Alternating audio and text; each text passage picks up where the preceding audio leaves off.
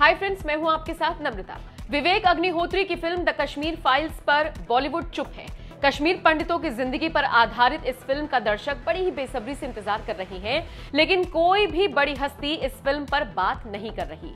Film का trailer भी release किया जा चुका है, जिसे लोगों द्वारा काफी पसंद भी किया जा रहा है, लेकिन बॉलीवुड की बड़ी बड़ी हस्तियां इस पर कुछ नहीं बोल रही। लेकिन इसी बीच कंगना रनौत का बयान सोशल मीडिया पर काफी वायरल हो रहा है।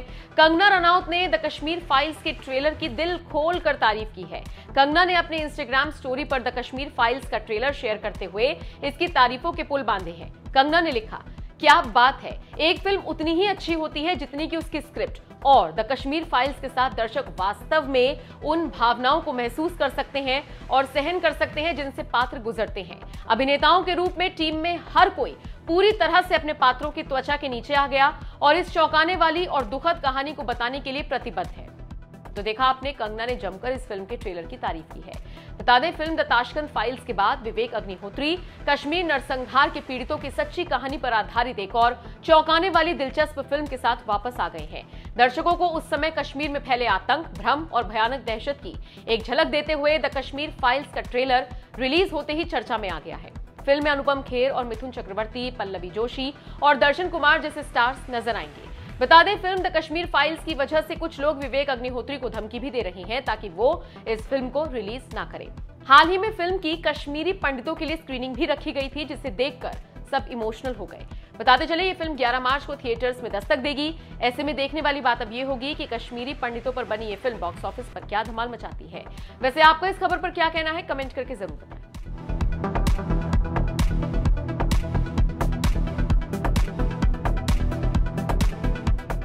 सर, पहले तो ये कहना चाहूँगा कि इतनी फिल्मों का हिस्सा रहने के बाद इतनी कामयाब फिल्म में काम करने का ये फिल्म जरूर आपके लिए खास होगा और सबसे खास होगा क्योंकि ये रियल लाइफ से कनेक्ट करता है आपको। मैं पिछले 10 साल से मैंने काम कम कर दिया था, बिकॉज मैं पहले तो इसी वजह से 522 फिल्में कर चुका हूँ, इतनी फिल्में की हैं। तो मैं ये फिल्म बाकी फिल्मों की तरह ज़रा ज़्यादा फोकस है और ख़ासकर ये तो मेरे दिल के बहुत करीब है, क्योंकि ये कश्मीरी पंडितों की त्रासदी है, उनकी ट्रेजेडी की कहानी है और इसको पर्दे पर लाना कला का भी उसमें हाथ था और मतलब क्राफ्ट का भी काम था एज एन एक्टर, और दिल के जितने भी टुकड़े हो सकते थे उनको भी लोगों तक पहुंचाना बहुत ज़रूरी था। ये इस ट्रेजेडी का जो 400,000 लोगों को या 4 लाख 5 लाख लोगों को 19 जनवरी 1990 को अपने घरों से निकलना पड़ा और पिछले 32 साल से उनको कोई न्याय नहीं मिला है, तो कभी कभी उस ट्रेजेडी को देखकर पर्दे पर एक थोड़ा सा मरहम का काम होता है। वो जो उनके साथ हुआ वो तो वापस नहीं आ सकता, जिनके अपने लोग चले गए, जिन औरतों का रेप हुआ, जिन लोगों का मर्डर हुआ या जिनको घर से निकाल दिया गया, वो तो वापस नहीं आ सकता है, लेकिन उनकी ट्रेजेडी जो है वो लोगों तक पहुंचेगी। इससे थोड़ा सा लगता है कि चलो हमारे साथ कोई हमदर्दी दिखाने वाला होगा। फिल्म के जो निर्देशक है हमेशा कुछ अलग करने की कोशिश करते हैं। पहले भी जो फिल्म बनाई थी वो भी अलग थी, ये भी अलग है। क्या कहना चाहेंगे, कितना बड़ा क्रेज फैक्टर इन्वॉल्व होता है जब कुछ अलग करने की? मुझे विवेक की फिल्म ताशकंद फाइल्स बहुत अच्छी लगी थी। बुद्धा इन ट्रैफिक जैम में मैंने खुद भी काम किया था। कभी कभी अपनी कॉलिंग मिल जाती है, आपको लगता है कि अब ये मैं बनाना चाहता हूँ, ये मुद्दे से जुड़ी हुई फिल्में मैं उनमें काम करना, उन पर पिक्चर बनाना चाहता हूँ। I think Vivek Ranjan Agnihotri has got his calling, he has found his niche, he's found his truth, and that's very very very powerful. Sir, अगर आपके कैरेक्टर की बात की जाए, सबसे ज़्यादा डिफिकल्ट पार्ट क्या कुछ रहा है ये जानना चाहिए? You see, just because आप कैरेक्टर की भावनाओं को महसूस कर सकते हैं, पर उसको उसी हिसाब से दर्शाना बहुत मुश्किल होता है, क्योंकि जो महसूस किया हो उसका दर्द तो एक इंडिविजुअल को महसूस होता है, लेकिन वो करोड़ों लोगों को कैसे महसूस होगा उसके लिए कला की ज़रूरत पड़ती है। तो इसमें दोनों को, जो कैरेक्टर का नाम है पुष्कर नाथ है, जो मेरे फादर का भी नाम था, दोनों को जोड़कर लोगों तक पहुंचाना और अपने दर्द को छुपा के रखना, वो बड़ा मुश्किल था।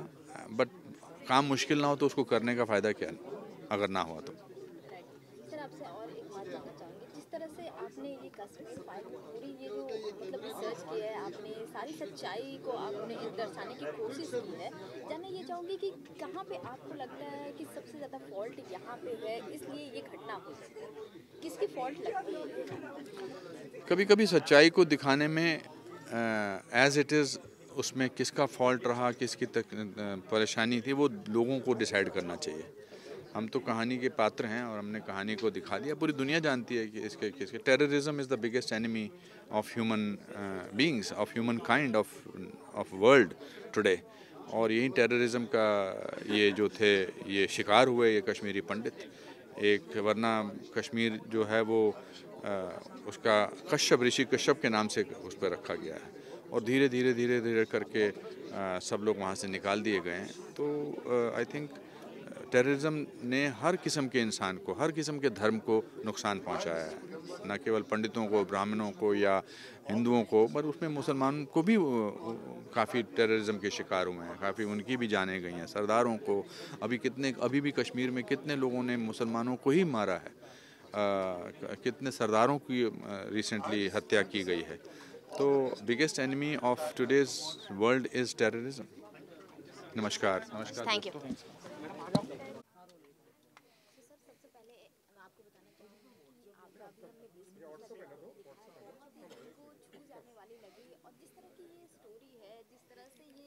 हमारे हिस्ट्री में हुआ द कश्मीर फाइल आप लेकर आ रहे हैं, सबसे पहले क्या ऑडियंस को बोलना चाहेंगे? मैं सिर्फ अपने दर्शकों से यही कहना चाहूँगा कि ये यथार्थ है, बहुत ही सत्य है और ये जो कड़वा सच है ये लोगों तक ज़रूर पहुँचना चाहिए।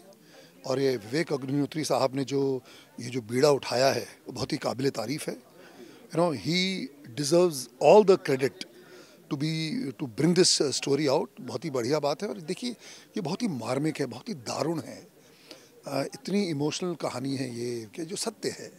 आप देखेंगे कि मेरा तो ये कहना ज़रूरी ये चाहता हूँ कि अपने दर्शकों से कि हर भारतीय को ये फिल्म देखनी चाहिए ताकि उन्हें पता चले कि किस तरह एक मास एक्सोडस हुआ, जेनोसाइड किया गया, एक कम्युनिटी को मार मार के भगा दिया गया, ताकि ये लोगों को दिल दहला देने वाला जो ये सब्जेक्ट है लोगों तक पहुँचे, बिकॉज और ताकि इस तरह की दोबारा घटना हमारे देश में फिर ना हो। यही रीज़न है कि हम सब इस कॉज से जुड़े हैं और हमने ये विवेक साहब ने ये फिल्म बनाई है, बहुत ही काबिल तारीफ, बहुत ही बढ़िया फिल्म बनाई है। जिस तरह से आपने कहा कि ये कड़वा सच है, सो कहाँ आपको लगता है किसकी गलती है, क्या कुछ फॉल्ट है जिस तरह से ये स्टोरी बनी? देखिए आप जब फिल्म देखेंगे आप रियलाइज़ करेंगे कि किसने, देखिए जो जेनोसाइड हुआ, जो मास एक्सोडस, जो आप देखेंगे जो एक कम्युनिटी को जो प्रोसिक्यूट किया गया, ये पहली बार नहीं हुआ है। ज्यूस के साथ हुआ हमारे देश में। आप देखिए पार्टीशन से पहले, बिकॉज मेरे जो पिताजी थे, मेरे जो दादाजी थे वो रावलपिंडी के थे, सियालकोट के थे, पेशावर के थे, तो किस तरह वे रातों रात उनको एक भाई देश आज़ाद हुआ, पार्टीशन हुआ तो उन्हें पाकिस्तान छोड़कर, जो हमारा जो हिंदुस्तान था वो वेस्टर्न पंजाब था, उसे छोड़ के वहाँ आना पड़ा। तो मैंने तो कहानी सुनी थी यार, कितना मतलब एक कपड़ों में सब कुछ, घर बार हर चीज़ छोड़ के वो आ गए थे, तो एक डिस्प्लेस हो गए थे। उसके बाद में फिर 1990 के दशक में पता चला कश्मीरी पंडितों को, हिंदुओं को मार मार के बाहर निकाला जा रहा है, जस्ट बिकॉज आप एक कम्युनिटी को बिलोंग करते हैं और उस पर कोई आवाज़ नहीं उठा रहा। आप देखेंगे क्या क्या हुआ। और तो ये जो सच था, ये जो कड़वा सच है, ये लोगों तक लाना बहुत ही ज़रूरी था। देर आए दुरुस्त आए, 30 वर्षों बाद या 35 वर्षों बाद, ये कितने ऑलमोस्ट दिस इज़ 32 ईयर्स के बाद ये फिल्म जो है वो 89 में शुरू हो गया था, ये फिल्म आ रही है। तो ये बहुत ही ज़रूरी है, ये आनी चाहिए फिल्म, ताकि लोगों को पता चले और हम जो है इस तरह की दोबारा ऐसा जो जेनोसाइड ये नहीं होना चाहिए। और क्योंकि यहाँ पर हिंदुस्तान में हर भारतीय को रहने का अधिकार है और किसी के साथ भी ऐसा नहीं होना चाहिए।